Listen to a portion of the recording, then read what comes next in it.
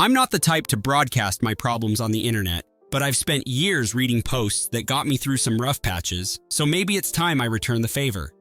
This is a story about me, my daughter, and my ex, who walked out on us when my little girl was barely a year old.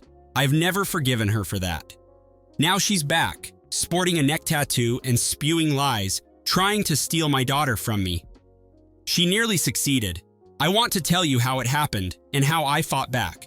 I'm not sure if you'll find it entertaining or cautionary, but I promise it's 100% real, and it's definitely not something I ever expected to share publicly. My daughter, Allie, was an unplanned blessing from a relationship. Her mother, let's call her Miranda, was charming but unpredictable. We were both barely out of college when Allie came into our lives. Miranda had a streak of recklessness I tried to tame, but it never worked. One day, she decided motherhood just wasn't her thing, so she left. She never said goodbye. I spent those weeks stumbling through diapers and midnight feedings alone. My parents offered help, but I wanted to prove I could be a competent father. The years passed quickly. I got a decent job in IT, found a solid daycare, and eventually moved into a small but cozy 2-bedroom apartment. Allie grew into a brilliant kid. She loved drawing and had an odd fascination with insects. She'd run around the park collecting ladybugs, then run back to me with a grin. I tucked her in every night, read her stories about stress or sacrifice. If I ever missed having a partner, I coped, focusing on being best dad I could be. Miranda never paid child support or bothered to see Allie. Time mostly helped me compartmentalize the betrayal, bearing it under daily routines. Some women appreciated that Allie was my priority, others found it too complicated. Things were stable for years until the day I got a message on Facebook from a woman claiming to be Miranda. I nearly deleted it, but then I saw pictures, photos of the two of us from college, images of Allie as a baby, all posted on a profile that said Miranda Johnson. She asked if we could meet. She claimed she was ready to be a mother. My first reaction was fury. Did she really expect to waltz back into Allie's life after disappearing for over a decade? But Allie was already 12, old enough to ask questions.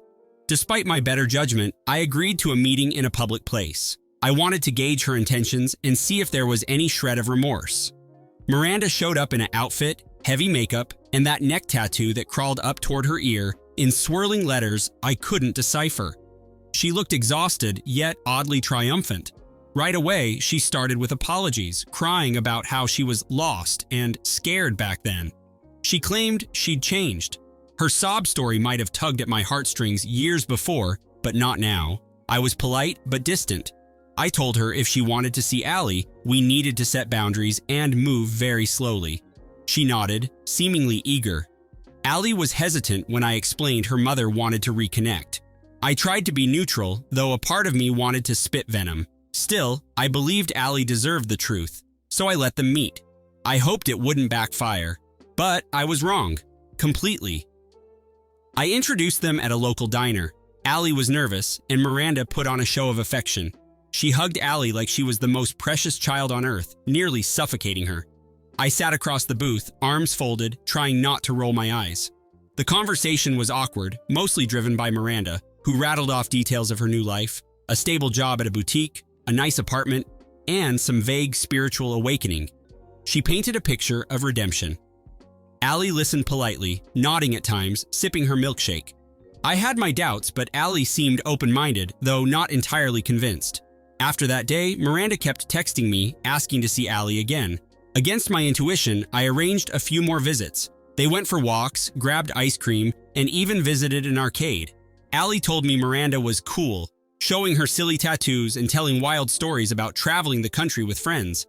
I tried not to pry too much, but inside, I worried about what influence Miranda might have. I wanted to trust Allie's judgment. Eventually, Miranda proposed that Allie spend an overnight at her place. I wasn't thrilled, but Allie begged me to let her go. She said she wanted to give her mother a chance.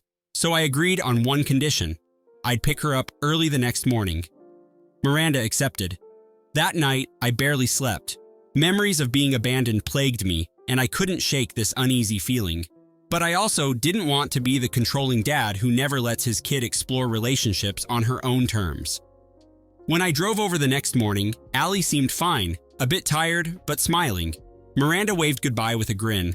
I forced a polite nod, still suspicious, but hopeful maybe I was wrong. Over the next several months, I noticed small changes in Allie's behavior. She started dressing more like Miranda, wearing clothes that didn't really suit her. She also got into heated arguments with me over little things. I tried to be patient, attributing it to teenage mood swings. Still, I couldn't ignore Miranda's growing presence. She picked Allie up from school sometimes, even without telling me. Once, I found out Allie skipped her after-school math club to hang out at Miranda's apartment.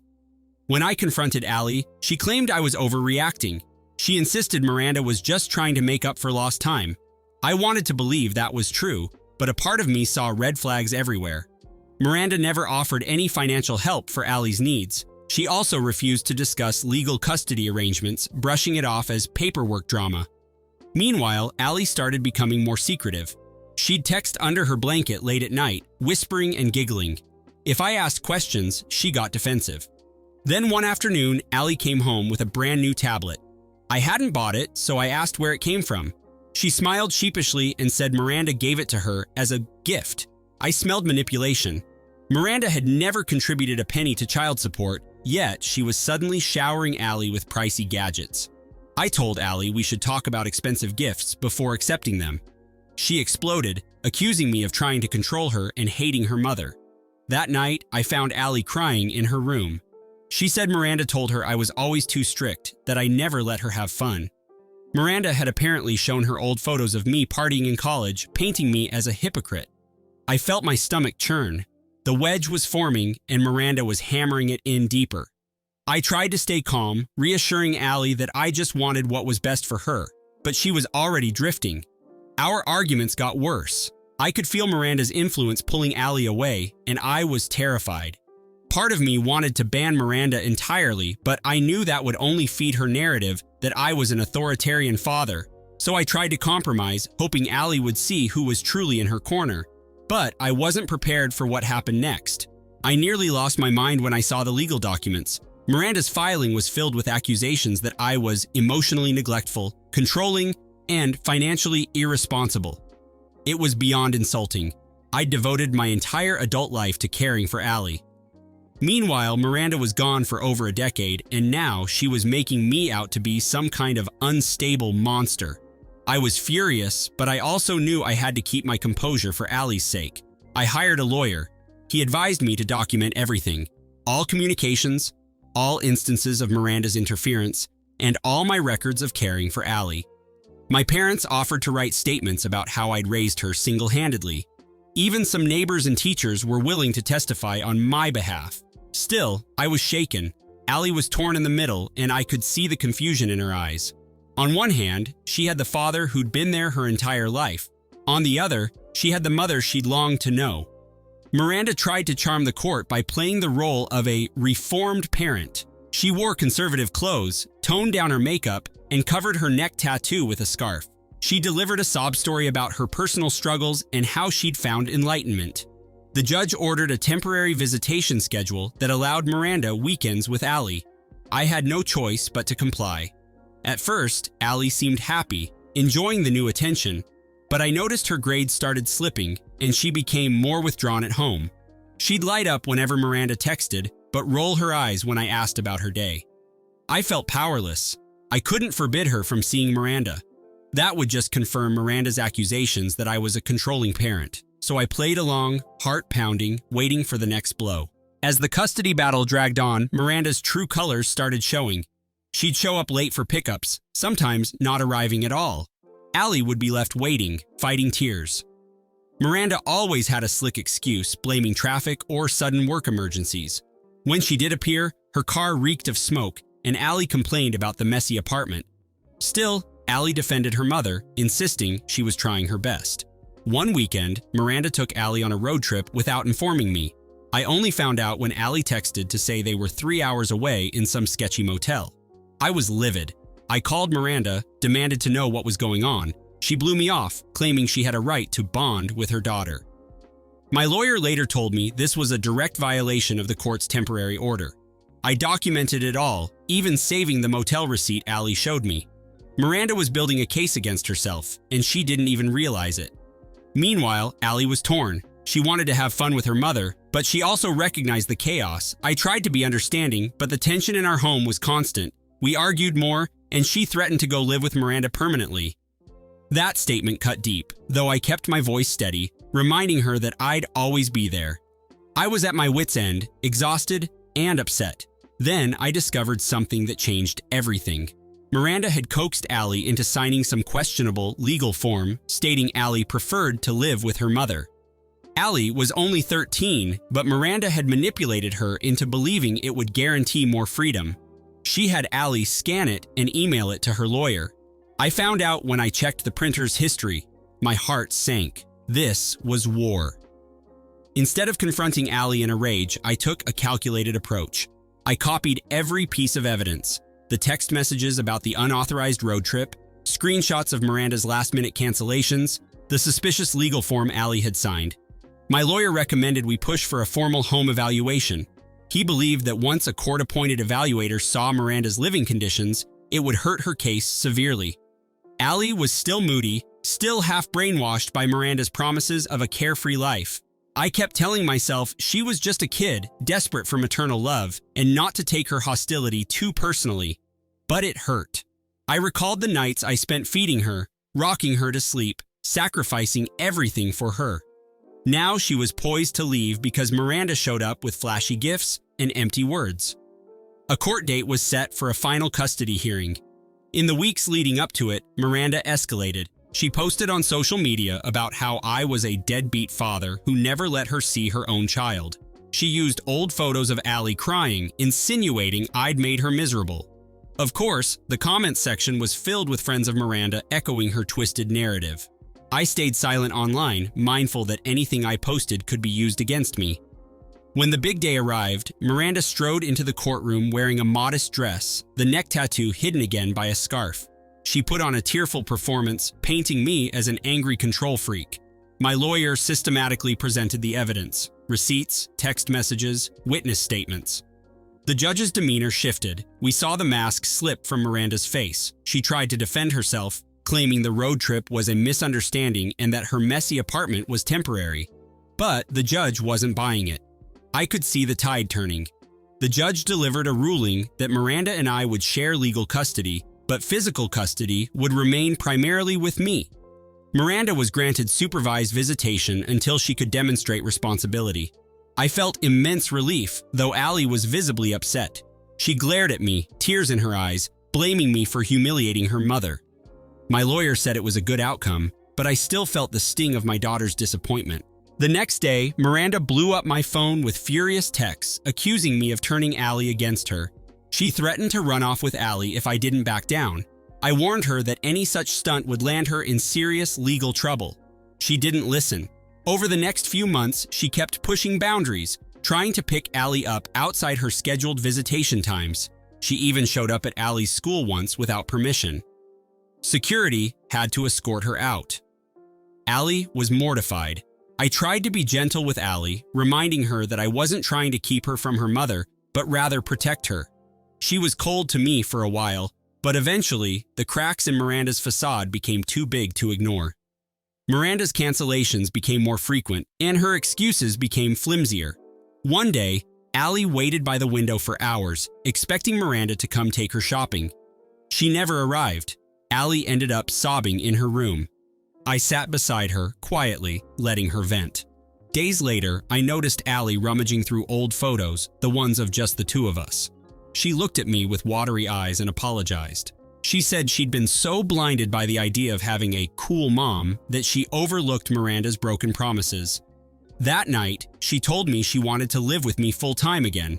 I expected Miranda to apologize or at least show some humility after letting Allie down so many times. Instead, she doubled down on her narrative that I was manipulating Allie. She blasted social media again, posting vague rants about being kept from her child. Meanwhile, she got another tattoo on her neck, a larger, more aggressive design that crawled across her collarbone. Allie didn't even mention it until I saw a picture online. Then came the final straw. Miranda showed up at my door late one evening, clearly intoxicated, demanding to see Allie. She screamed insults at me, claiming I'd ruined her life and stolen her daughter's love.